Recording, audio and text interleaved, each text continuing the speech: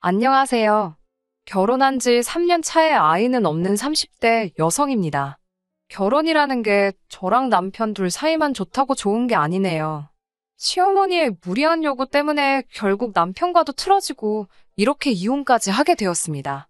친구들과의 모임에서 어쩌다 옆자리에 앉아있던 남편과 인연이 닿아 연애를 시작했고 결혼까지 하게 되었습니다. 당시에 저는 결혼을 생각할 나이였지만 남편이 제게 청혼을 해왔을 땐 저도 생각이 많았고 이것저것 계산도 해야 했습니다. 제 벌이가 좋았던 건 아니지만 남편이 다니고 있는 회사는 아주 작은 규모의 회사였고 월급이 저보다 좋은 편이 아니었거든요. 그나마 남편이 저보다 나았던 건 그래도 비슷한 시기에 회사 생활을 시작했지만 저보다 적은 월급임에도 불구하고 모아놓은 돈이 많았다는 겁니다. 장기적으로 본다면 당장 모아놓은 액수가 그렇게 중요한 문제는 아니겠지만 금전 감각이 투철한 것 또한 장점이 아니겠냐며 좋은 게 좋은 거라고 그 장점 하나만 믿고 결혼까지 결심하게 되었습니다. 하지만 돈이라는 게 살아보니 정말 무시할 게 못 되더라고요. 결혼 이야기가 본격적으로 오고 가면서 양가 식구들에게도 서로를 소개하게 되었습니다. 저희 친정 아버지는 공직에서 근무하고 계셨고 저희 어머니는 평생을 전업주부로 지내셨습니다.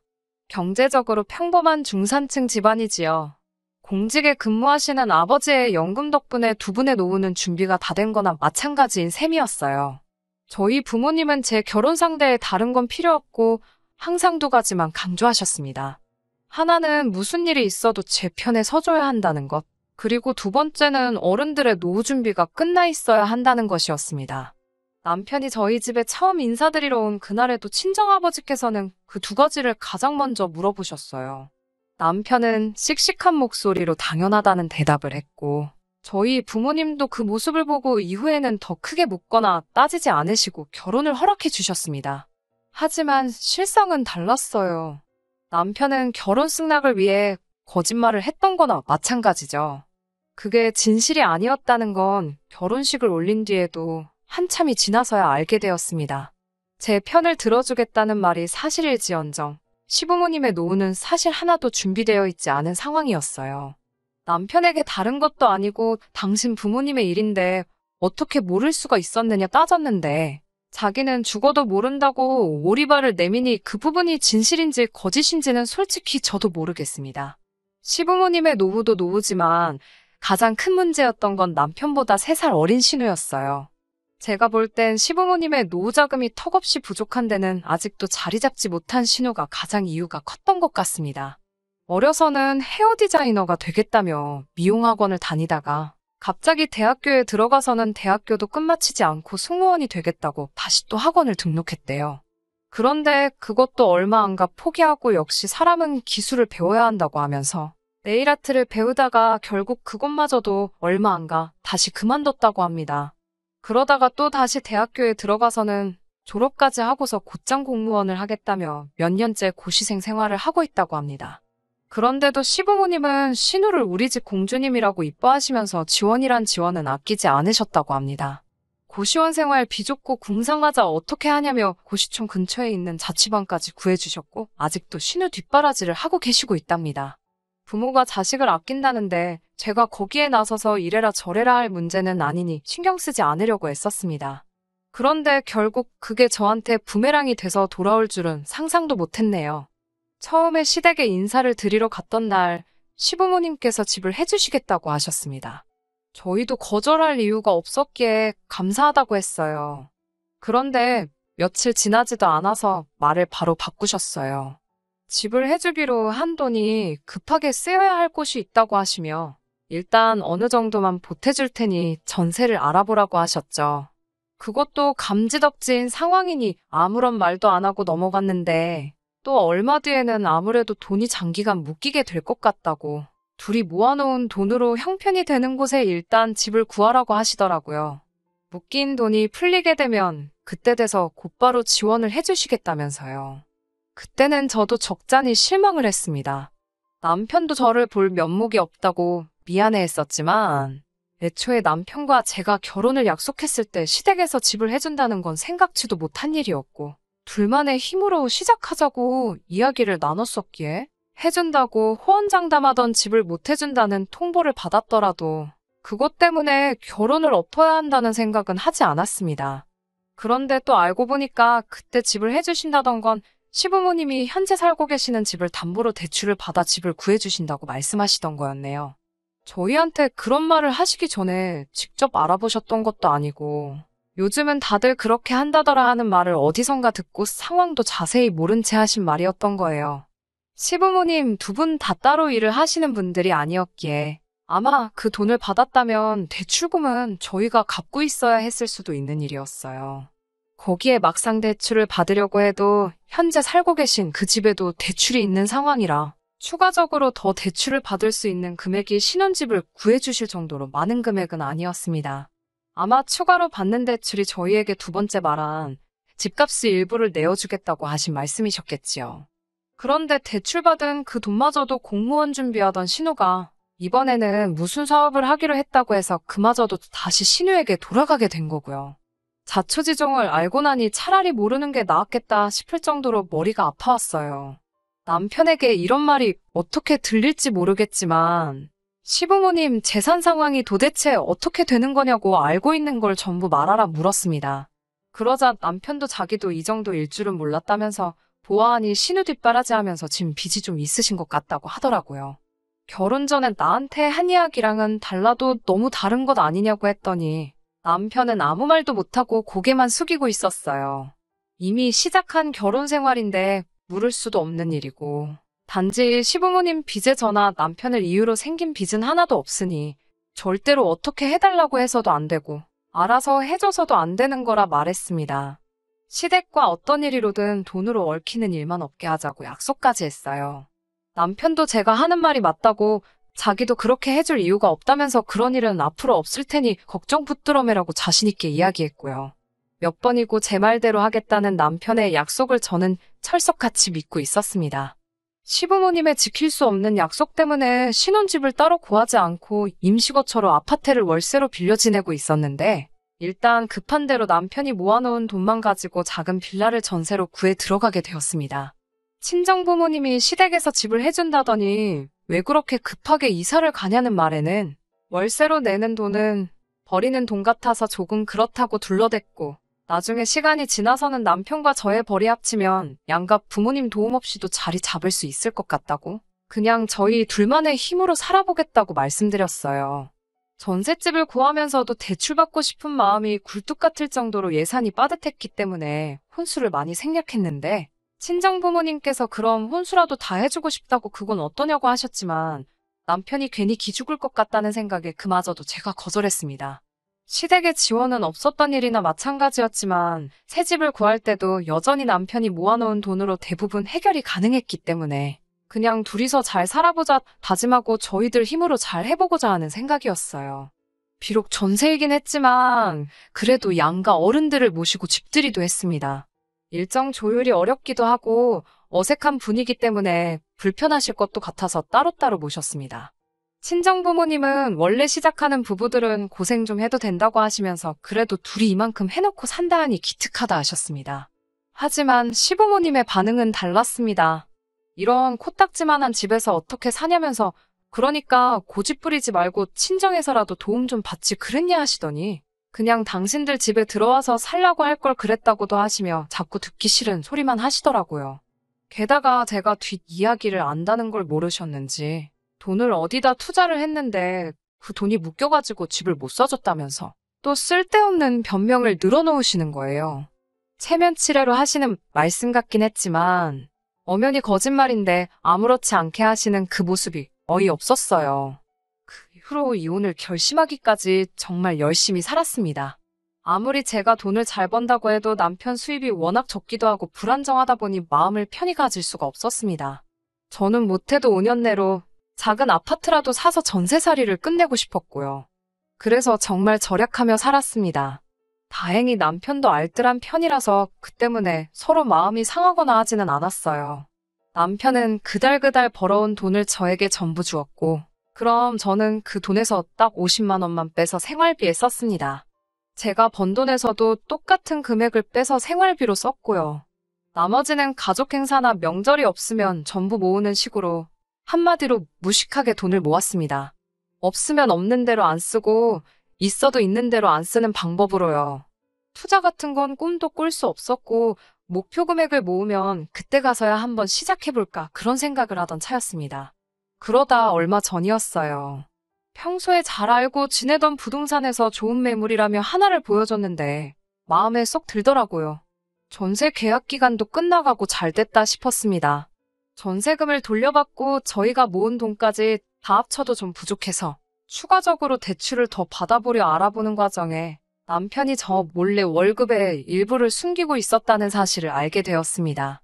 여기까지만이라면 어찌어찌 이해할 수 있었을 겁니다.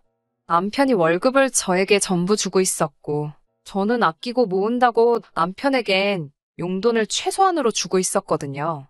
남자가 사회생활하는데 비상금 어느 정도 빼돌린 건 눈 감아 줄 만한 일이라고 생각했습니다. 차라리 본인이 필요한데 썼으면 열이라도 안 받았을 것 같은데 남편이 저에게 숨기고 빼돌리고 있던 돈의 대부분이 전부 시댁으로 들어가고 있었다는 사실을 알게 된 겁니다. 한 달에 40만 원에서 50만 원 사이에 큰 액수가 매 달마다 저도 모르는 사이에 시댁으로 흘러들어가고 있던 거였어요. 제가 최대한 아끼며 산다고 궁상맞다는 소리를 들을 정도로 허리띠를 졸라매서 살아온 건 사실이지만 그렇다고 명절이나 양가 어른들 생신, 어버이날 등등 자식된 도리로 챙겨야 하는 날들을 건너뛴 적 한 번도 없었습니다. 오히려 남편이 자기의 월급을 전부 저한테 주고 있다는 생각을 해서 같은 날에 챙겨드려도 비교적 여유가 있는 친정보다 시댁에 좀 더 신경을 썼어요. 모자라거나 더 드리는 부분을 제가 더 부담하는 식으로 하고 있었습니다. 정황상 남편이 월급의 전부를 저에게 다 보내주고 있다고 믿고 있었지만 제가 돈 관리를 한다고 그 돈을 제 개인을 위해 써본 적은 한 번도 없고 전부 다 적금을 들고 있었거든요.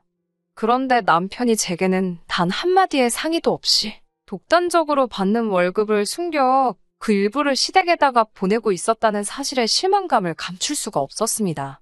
그동안 저 몰래 시댁으로 보내준 돈이 결혼한 기간으로 치면 1,000만 원이 넘어갈 정도의 거금이었거든요. 배신감에 소름이 다 끼치더라고요. 퇴근한 남편에게 최대한 차분한 목소리로 이게 어떻게 된 일인지 설명해보라고 했습니다. 그러자 남편이 이제 다 걸려서 어쩔 수 없다고 생각했는지 저에게 솔직히 털어놓더라고요. 시어머니께서 신우 때문에 대출을 받았는데 상환할 능력도 안 되시고 신우는 배째라는 식이라 자기가 보태준 거라고요. 결혼할 때 하나도 도와주시지도 않았는데 어떻게 이러실 수가 있냐고 하니까 미안하다면서 그래도 가족이 힘들다는데 자기도 어쩔 수 없었다고 그러더군요. 남편에게 이건 부부간 신뢰의 문제라고 저한테 물어라도 봤어야 하는 거 아니냐고 따졌습니다. 그러자 소잡아먹은 귀신이 붙은 것 마냥 남편은 입을 꾹 다물고 한마디도 하지 않더라고요. 아마 이때부터 저도 마음속에서 남편에 대한 마음이 조금씩 달라졌던 것 같아요. 사는 게 좀 쪼들리고 고생스러워도 남편과 둘이 언젠간 더 크게 행복할 거라 믿었기에 참고 또 참았던 건데 이렇게 뒤통수를 맞으니 너무 아프더라고요. 그 와중에 시어머니 생신이 돌아왔습니다. 예전 같으면 용돈과 선물을 준비했을 테지만 이번만큼은 그러고 싶지 않더라고요. 치사하게 들으실 수도 있지만 제 나름대로 남편이 저 몰래 시댁에 보낸 그 1,000만 원에서 얼마씩 제하려고 계산을 했던 거예요. 어차피 시댁에 들어갈 돈이었다고 최대한 좋게 넘어가 보려고 한 거였습니다. 시댁에 도착했는데 제 손에 아무것도 들려있지 않으니 딱 봐도 시어머니가 실망한 게 보였습니다만 아무것도 모르는 척 했습니다. 남편은 제가 언제 터질지 모른다는 생각을 했는지 시댁인데도 좌불안석 안절부절이더군요. 시어머니와 대화를 나누던 중에 새 집으로 이사를 간다고 들었는데 그 짧은 시간에 돈을 그렇게나 많이 모았냐고 물어보시더라고요. 지키지도 못할 말 해서 인생 계획을 미루게 만든 장본인이 누군데 뻔뻔하게도 그런 소리가 나오나 싶었지만 꾹꾹 눌러 참으며 모은 돈만으로는 부족해서 대출을 알아보고 있다는 대답을 했습니다. 저는 거기서 오히려 저희에게 조금 미안한 감정이라도 느꼈으면 하는 마음이었어요. 그런데 시어머니는 그러냐고 그러면 이왕 대출 받는 거 조금 넉넉하게 받으면 어떻겠냐고 물어보셨어요. 요 최근 들어 주식이니 뭐니 해서 따로 돈 굴리는 게 현명한 방법이라는 말을 많이 들어와서 대출을 많이 받는 편도 생각해보기도 했지만 당시 저도 결혼한 지도 벌써 5년 차에 더 이상 돈 모은다고 자녀 계획을 늦출 수는 없다는 생각을 했고, 아이가 태어나면 아무리 짧게 잡아도 반년 가까이는 남편이 외벌이를 해야 하는데, 도무지 이자가 감당할 수 있는 수준이 아니란 걸 알고 진작에 마음을 접고 있었거든요. 다른 대답은 하지 않고 대출은 최소한으로 받으려고 생각 중이라고만 대답했습니다. 그래도 시어머니는 계속 이왕 받는 건데 넉넉하게 받으라는 식으로 저를 자꾸 회유했고요. 신우도 옆에서 요즘은 대출 받는 것도 능력이라고 받을 수 있을 때 최대한으로 받는 게 좋다는 식으로 말을 하더라고요. 내 집 사는데 대출을 제가 필요한 만큼만 받겠다는데도 자꾸 더 받으라는 식으로 나오니 뭔가 다른 꿍꿍이가 있는 게 아닌가 싶어서 슬쩍 의아하다는 식으로 반응했어요. 그랬더니 곧바로 대출을 넉넉히 받으라고 말한 진짜 속내를 이야기해오더군요. 신우가 새롭게 장사를 시작해보려고 하는데 가게를 얻을 돈이 없다면서 보증금이라도 얼마 더 보태주려고 그러신다는 거예요. 그 말을 듣자마자 저는 신우를 보고 한껏 웃어 보였습니다. 신우 가게 차려주려고 지금 저보고 대출을 더 받으라고 하시는 게 진심이냐고 물어봤어요. 시어머니는 살짝 기분이 상했다는 표정으로 뭐 이번에 몫이 좋은 곳을 알아놨다며 신우가 이번에 카페를 하나 시작해보려고 한다고 하시더라고요. 저는 신우가 이번에는 카페를 한다고요? 전에 하던 옷가게 말아먹은 지 얼마나 됐다고 이번엔 카페를요? 하고 비웃는 것처럼 크크대면서 웃었어요. 신우가 자기가 저한테 무시당했다는 걸로 생각을 했는지 옆에서 얼굴이 시뻘개져서 있더라고요. 신우가 못 갚으면 어떻게 되는 거냐고 요즘 이자도 오른다니 어쩐다니 말이 많은데 그거 다 제가 갚아야 되는 거 아니냐고 물으니 대출도 능력이라고 떠들다가 제가 팩폭을 날리니 아무 말도 못하던 신우가 벌떡 커피가 원가율이 어떻고 마진이 저떻고 하면서 어디서 주워들은 걸 저에게 떠들어대며 설명을 하려고 하더라고요. 언니는 회사만 다녀서 실상을 모른다고 하면서 말이죠. 그래서 제가 신우한테 혹시 카페에서 알바라도 해본 경험이나 있냐고 물었어요. 그러니까 대번에 하는 말이 자기가 일할 게 뭐 있냐고. 이 대한민국 땅에서 카페에서 일 안 해본 알바생 찾는 게 더 힘들 거라면서 사람을 쓰겠다는 말을 하더라고요. 솔직히 가소롭기 짝이 없었어요. 자기가 죽기 살기로 배워서 바닥부터 한다고 저한테 사정을 해도 해줄 생각이 전혀 안 들 정도로 신우라는 인간 자체의 신뢰도가 바닥인 상황인데 그런 것도 모르고 관련된 일 한번 안 해보고 사람 써서 앉아서 쉽게 돈 벌려는 생각을 하니 다른 건 몰라도 신우가 사람 되기는 글렀다는 생각이 들었습니다. 그리고 그 신우를 싸고 도는 시부모님에겐 더 이상 노후 준비는 없고 이런 식으로 매번 신우에게 등골이 빨아먹힐 거라는 생각도 들더군요. 솔직히 시부모님과 신우의 부탁을 거절하는데 미안한 마음조차 들지가 않았어요. 여태까지 신우의 전적이 화려한데 그동안 제가 아무 말도 안 한 건 전부 시부모님 돈으로 자식 뒷바라지 해주신 거여서 아무 말도 안 한 거라고 말했죠. 그래서 해주기로 한돈 안 주셨어도 아무 말도 안 했던 거였다고요. 그런데 그동안 남편에게서 소액이지만 매달 신우가 말아먹은 사업 문제로 돈을 받아왔고 그것 또한 좋게 넘어가려고 하고 있는데 제가 제 이름으로 대출까지 받아 신우에게 줘야 되냐고 그렇게는 못하겠다고 딱 잘라 대답했습니다. 그러니 시어머니는 저보고 그놈의 돈밖에 모른다고 화를 내시더라고요. 우리 아들이 벌어오는 돈 전부 다 가져다가 쓰면서 힘든 가족 위해서 도와주는 게 그렇게 어렵냐고 하시더라고요. 어머님한테 아들이 벌어오는 돈이 얼만지나 아시냐며 그마저도 한동안 그 돈 뜯어먹고 계시지 않았냐고 한마디 했어요. 신우는 분위기 파악도 못하고 이번에는 진짜들 사업이라면서 저에게 자꾸 할 생각도 없는 투자를 강요하더군요. 오히려 저한테 어차피 언니 돈도 아니지 않냐며 빌릴 수 있을 때 좀 더 빌려달라고 하는 건데 뭐가 그렇게 어려워서 자기 돈인 것 마냥 유세냐는 식으로 말을 하더라고요. 너는 그게 문제라고 네가 스스로 벌어놓은 돈이 하나도 없고 남이 돈 쓰는 게 당연하다 생각하니 동기한 줄 모르는 거 아니겠냐 한마디 했습니다. 여태까지 너가 날려먹은 것만 생각해도 너네 부모는 노후가 끝나고 너네 오빠는 신혼집 번듯하게 갖고 시작했을 거라고. 제발 정신 좀 차리고 똑바로 살라고 한마디 했어요. 시부모님은 신우한테 팩폭 날리는 저를 보고 당연히 신우 편을 들며 저를 욕했죠. 이게 감히 어디서 함부로 입을 놀리냐며 당장 신우한테 사과하라고 성하더라고요. 가족이 필요할 때 도와주는 게 마치 어디서 잘하고 있는 애 길을 꺾고 있냐면서요. 어차피 가족의 일원이 되고 싶은 마음도 없었지만 이런 식으로 남의 도움 필요할 때마다 가족 취급 받으며 원하는 대로 해줘야 하는 거라면 그냥 오늘부로 가족 안 하겠다고 말하고 시댁에서 나왔습니다. 주차장까지 쫓아나온 남편이 아무리 그래도 그렇지 네 말이 너무 심했다고 다시 그 집구석으로 들어가 자기 가족들한테 또다시 사과하랍니다. 솔직히 그때 저를 붙잡고 가족들이 절에서 미안하다 사과하는 신용이라도 보여줬다면 믿음이라도 갔을 텐데 그 말을 듣자마자 정말 마음속에 가늘게나마 남아있던 신뢰의 끈이 끊어져 버렸어요. 뭐 이런 일로 이혼까지 가냐고 하실 분들도 있지만 저는 참을 만큼 참았던 것 같아요. 더 어이없던 건 저는 어떻게든 저와 남편의 재산이 증식한 데 있어서 제가 기여한 바를 인정받아 이혼 시에 재산 분할을 받아내려던 계획이었는데 남편 쪽에서 먼저 집값과 예금의 일부를 떼어줄 테니 이혼해달라고 먼저 연락이 왔어요. 기어이 신우 카페를 차려주기 위해 급한 자금 조달을 위해서 이혼 조건을 먼저 가지고 나온 거였어요. 집 정리에다가 그 돈 가지고 신우 가게 차려줄 계획이었나 봅니다. 그래서 저는 아무런 어려움 없이 재산의 40%를 나눠 갖게 되었습니다. 여태까지 함께 해온 시간값이라고 하기에는 터무니없이 부족한 금액이지만 괜찮아요. 이젠 더 이상 더러운 꼴 참아가며 살 이유가 없어진 거나 다름없으니까요. 제가 나서지 않아도 신우는 또 한 번 실패의 쓴맛을 알게 될 테고 온 시댁 식구의 돈을 갈아 넣은 사업은 다시 망하게 될 게 안 봐도 뻔합니다. 이렇게 먼발치서 아무것도 안 하고 그 집구석이 망하는 걸 지켜보고만 있는 것도 충분히 좋은 복수라고 생각하네요.